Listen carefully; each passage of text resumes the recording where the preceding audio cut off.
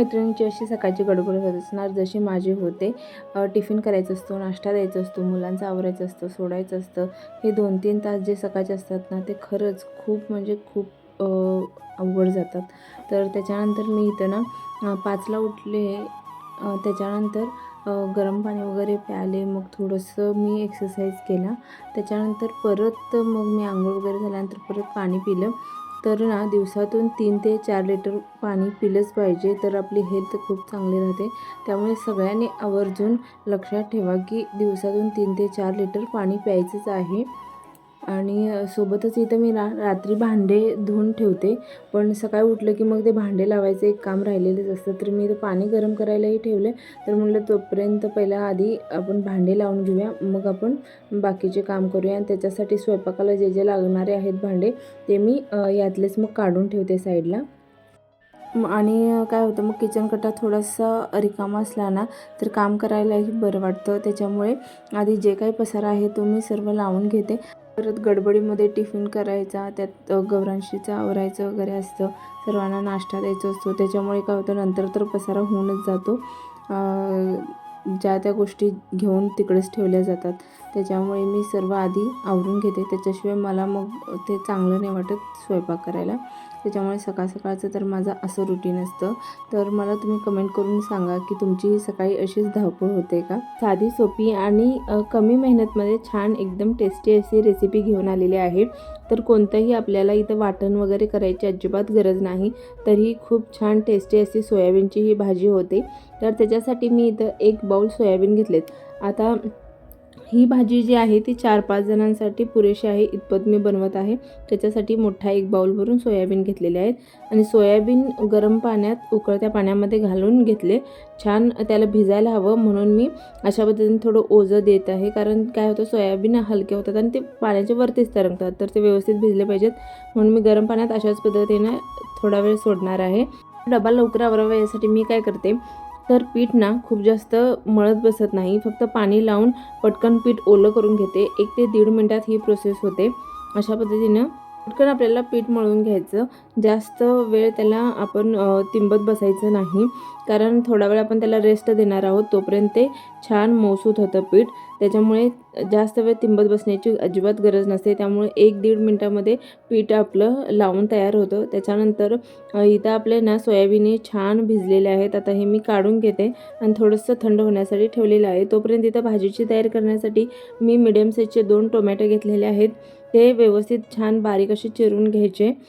त्यानंतर मी इथं 2 कांदे घेतलेले आहेत, तेही छान बारीक असे चिरून घेतले. त्यानंतर इथं सोयाबीन थंड झालेलं आहे. अशा पद्धतीने हाताने याचं पूर्ण दाबून ना पाणी काढून घ्यायचं आहे. तर काय होतं माहिती आहे का, पाणी ह्याच्यामध्ये राहिलं ना, जेव्हा आपण भाजी फोडणी टाकतो तेव्हा त्याची जी टेस्ट असते, मसाले असतात, हे अजिबात ओढून घेत नाही आणि त्याच्यामुळे ह्याची टेस्ट चांगली येत नाही. त्यामुळे पूर्णपणे भाजीतलं पाणी काढून घ्यायचं. त्यानंतर मी हे जे सोयाबीन आहे ते अशा पद्धतीनं बारीक कट करून घेणार आहे. हे सोयाबीन असेच अख्खे असेल ना, आजपर्यंत अजिबात मसाल्यांची टेस्ट जात नाही आणि टेस्टला खायला ते छान अजिबात लागत नाहीत. अगर ग्रेव्हीची आपण भाजी बनवतोय तर त्याच्यामध्ये असे अखंड सोयाबीन छान लागतात. पण मी आता ज्या पद्धतीने तुम्हाला भाजी करून दाखवते त्याच्यामध्ये अशा पद्धतीने कट केलेले सोयाबीन छान लागतात आणि याची टेस्ट काही वेगळीच येते. त्यामुळे अशा पद्धतीने सोयाबीन आपल्याला कट करून घ्यायचे आहेत. त्यानंतर भाजी फोडणीसाठी मी इथं कढई ठेवलेली आहे आणि त्याच्यात 3 चमचे तेल टाकून घेत आहे. त्याच्यामध्ये अर्धा चमचा जिरं छान तडतडले की अर्धा चमचा मोहरी टाकली. त्यानंतर बारीक चिरून घेतलेला कांदा घालायचा, छान तेलावर परतवून घ्यायचा. तर गुलाबी होईपर्यंत आपल्याला याला परतवायचा आहे. कांदा छान परतला की त्याच्यानंतर मी इथं 2 हिरव्या मिरच्या तिखट आणि 7 ते 8 लसूण पाकळ्या छान ठेचून घेतलेल्या आहेत, त्या ह्याच्यामध्ये घालायच्या आहेत. हे तेलावर छान परतवून घ्यायचं. आता इथं मी आलं लसूण पेस्ट घेतलेली आहे 1 चमचा. तुम्ही जेव्हा लसूण मिरची बारीक करता तेव्हाच इथं आलंही बारीक करून घेतलं तरी चालू शकतं किंवा आलं किसूनही वरतून घातलं तरी चालू शकतं. 1 मिनिट आपल्याला हे तेलात परतवून घ्यायचं, कारण आलं लसूण पेस्टमध्ये पाण्याची थोडीशी क्वांटिटी असते, त्यामुळे त्याला छान असं भाजून घ्यायचं, नाहीतर मग वास येतो भाजीमध्ये. त्याच्यानंतर इथं मी बारीक चिरून घेतलेले टोमॅटो घातलेले आहेत. टोमॅटो मऊसूत होईपर्यंत आपल्याला हे तेलात परतवून घ्यायचे. त्याच्यासाठी मी इथं 1 चमचा मीठ टाकले, जेणेकरून आपले टोमॅटो लवकर मऊ होतील. ह्याला आता आपण मिक्स करायचं आणि त्याच्यानंतर झाकण लावून छान टोमॅटो मऊसूत होईपर्यंत ठेवून द्यायचं. त्या अगदी 2-3 मिनिटच झालेले आहेत आणि बघू शकता तुम्ही टोमॅटो छान आपले मऊसूत झालेले आहेत. तर हे एकदा आपण मिक्स करून घ्यायचं आणि याच्यात आपण आता मसाले घालायचे आहेत. छोट्या चमचाने 1 चमचा हळद, अर्धा चमचा गरम मसाला आणि सोबत थोडंसं इथं मी अर्धा चमचा लाल तिखट टाकलेलं आहे. तर लाल तिखट टाकणं ऑप्शनल आहे, तुम्हाला हवं असेल तर टाका किंवा नाही टाकलं तरीही चालू शकतं. आता हे कोरडे मसाले आपण तेलावर परतवून घेऊयात. त्यानंतर मी इथं सोयाबीन कट करून घातलेलं आहे. आता हे सर्व मिक्स करून घ्यायचं. आता इथं तुमच्या घरात मॅगी लवर्स असतील तर इथं मॅगीचा जो 5 रुपयाचा मसाला मिळतो तो घालायचा, कारण ह्याच्याने अजून टेस्ट वाढते.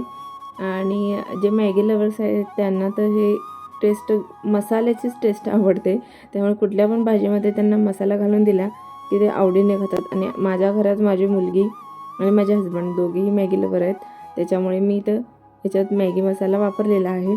खरंच खूप छान टेस्ट येते. आता याच्यामध्ये आपल्याला गरजेपुरतं पाणी घालायचं आहे. तर जे सोयाबीन आहे ते आपण बऱ्यापैकी शिजवून घेतलेले आहेत आणि त्यातलं सर्व पाणी आहे ते काढून घेतलेलं आहे. आता मसाल्याची टेस्ट सोयाबीनच्या वडीमध्ये उतरण्यासाठी आपल्याला इथं पाणी घालून शिजवून घ्यायचं आहे. तर मी इथं एकदम छोट्या वाटीने 2 वाटी पाणी घातलेलं आहे, खूप जास्त पाणी घालायचं नाही. त्याच्यानंतर हे मिक्स करून मी छान याला वाफायला ठेवलेलं आहे. 4-5 मिनटं त्याला वाफ काढू द्यायची. तोपर्यंत मी इथं चपात्या करायला घेतलेल्या आहेत. तर पीठ आपण आधी फक्त थोडंसं मळून घेतलं होतं, त्यानंतर एक 10-15 मिनटं भाजी करण्यासाठी जातात, मग त्याच्यात पीठ मळून घ्यायचं छान आणि मग चपाती करायच्या आहेत. ही पीठ भिजवण्याची टिप ही तुम्हाला आवडली असेल तर व्हिडिओला लाईक करा आणि चॅनलला सबस्क्राईब करायला विसरू नका. आणि अशा साध्या सोप्या आणि छान टेस्टी रेसिपी मी तुमच्यासाठी घेऊन येणार आहे. तर चॅनलला न चुकता सबस्क्राईब करा आणि साईडच्या बेल आयकॉनलाही प्रेस करायला विसरू नका. तर अशा पद्धतीने आपले 10 मिनटात चपात्याही तयार होतात. तर इथं चपाती झालेली आहे आणि सोबत इथं भाजी तयार झालेली आहे. बघा इथं पाणी याच्यामध्ये अजिबात दिसत नाही, पण वड्यांमध्ये छान मसालेदार पाणी राहतं. इतपतच पाणी ठेवायचं त्याच्यामध्ये, म्हणजे ते खायला एकदम कोरडंही लागत नाही आणि टेस्टलाही छान लागतं. वरून थोडासा मी कढीपत्ता कट करून घातला होता, तुम्ही इथं कोथिंबीरही घालू शकता. आणि झालेला आहे माझा टिफिन तयार. कधी कधी गौरांशीचे पप्पा चपाती भाजीच खाऊन जातात, कधी चहा सोबत बिस्किट वगैरे असं खातात.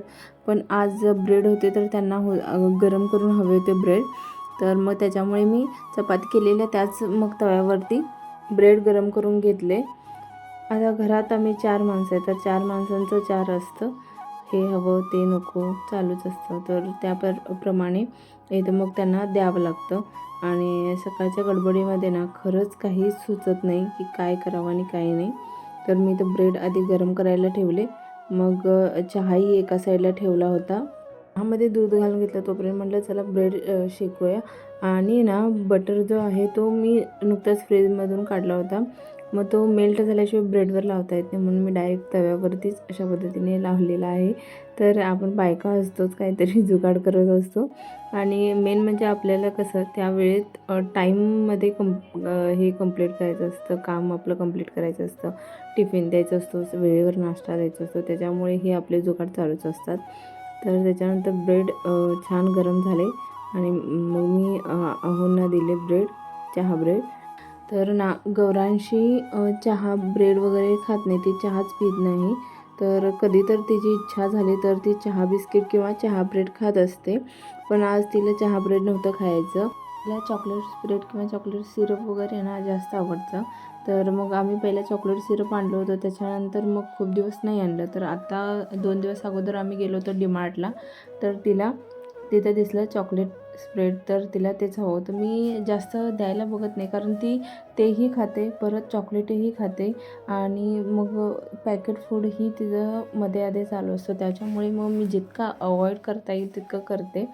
तर मी तिला ना मँगोचा सुद्धा जाम आणला होता, पण तिने तो खाल्ला नाही. जेव्हा आपण घेऊन येतो तेव्हा त्यांना काही खायचं नसतं, पण त्यांच्या आवडीने ते घेऊन येतात तेव्हा त्यांना रोज तेच हवं असतं. असं या मुलांचं असतं. तर काय करायचं? आणि एकदा मुलं थोडी मोठी झाली ना, खरंच कोणाचंच ऐकत नाहीत. तरी मी चपाती भाजी जबरदस्ती घालते. मग कधी-कधी असं द्यावं लागतं. नाहीतर मग त्यांना असं होतं की तू माझं काहीच ऐकत नाहीस. आणि आता मुले 4-5 वर्षात झाली की मोठे झाले असं म्हणायला हवं. कारण मग त्यांचं असं असतं की तू नाही माझ्या आवडीचा ड्रेस नाही घालत, माझ्या आवडीचं खायला नाही देत, असं होतं. त्यामुळे मध्ये-मध्ये थोडंसं द्यायचं. तर इथं तिला चॉकलेट स्प्रेड करून दिलं आणि त्याच्यानंतर मग आता हे माझ्यासाठी आणि सानिकासाठी मी ब्रेड गरम करून घेतलेले आहेत. तर सानिकाला पण काही खायची जास्त इच्छा नव्हती म्हणून तिने एक ब्रेड खाल्ला. त्यानंतर मी थोडं मला हेल्दी असं खायचं होतं आणि सोयाबीनची भाजी तर माझी आवडतीच आहे. तर मग मी काय केलं, अशा पद्धतीने ब्रेडच्यामध्ये ह्याचं स्टफिंग करून घेतलेलं आहे. आता याच्यामध्ये टोमॅटो आहे, मॅगी मसाला आहे, त्यामुळे मस्त तिखट आंबट अशी ही भाजी थोडीशी होतेच. त्यामुळं मी वरून सॉस वगैरे लावला नाही. तुम्हाला हवा असेल तर सॉस लावून खाऊ शकता. व्हिडिओ आवडला असेल तर लाईक आणि सबस्क्राईब करा.